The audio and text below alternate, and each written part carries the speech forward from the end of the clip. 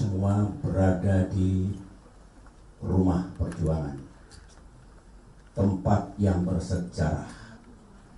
Terlebih dahulu saya ingin menjelaskan kepada para pemimpin dan kader utama Demokrat tentang tempat ini. Yang sekarang saudara-saudara berada di tempat ini karena ada nilai-nilai sejarah yang ingin saya sampaikan, agar yang utama tentunya untuk negara dan rakyat, dan perjuangan besar lainnya baru partai. Country over party. Ini oleh karena itu saya minta kesabaran sebentar Pak Sekjen, Kang Hero dan teman-teman lain, agar saya dengan santai menyampaikan tempat ini dalam konteks sejarah perjuangan partai, sebetulnya juga dalam konteks perjuangan kita untuk negeri tercinta. Ini ada ruang pertama, di sana ruang kedua. Dulu waktu saya menjabat sebagai Kasospol APRI, sebelum menjadi menteri, saya terlibat aktif dalam upaya untuk mengatasi krisis 1998, dan kemudian saya mendapatkan mandat dari pimpinan APRI untuk memimpin tim reformasi ABRI.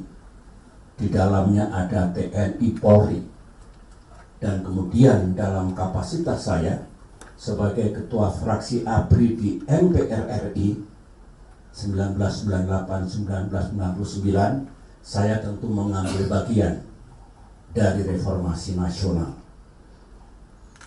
Tugas itu, kewajiban ini kami lakukan dengan banyak waktu yang saya gunakan, terutama malam hari atau hari libur di tempat ini. Pada saat saya berada di luar pemerintahan,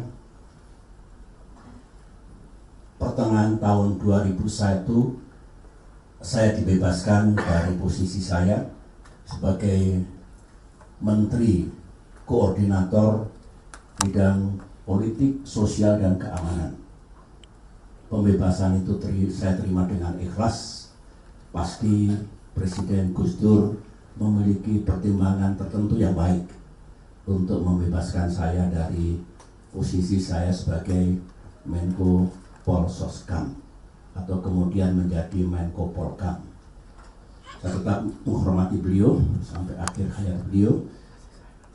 Nah, ketika saya tidak berada di pemerintahan, ada gagasan untuk mendirikan partai, mendirikan yang kemudian Partai Demokrat, partai yang kita cintai ini. Adalah pertemuan saya dengan almarhum Vencer Rumangkang, dilaksanakan di sebelah, nanti kita lihat mejanya masih ada, yang intinya Bapak, mengapa kita tidak mendirikan partai politik? Karena kemarin Pak SBY kalah dalam pemilihan wakil presiden yang dipilih oleh MPR RI. Saya kalah, saya pernah kalah, dan kalah itu indah.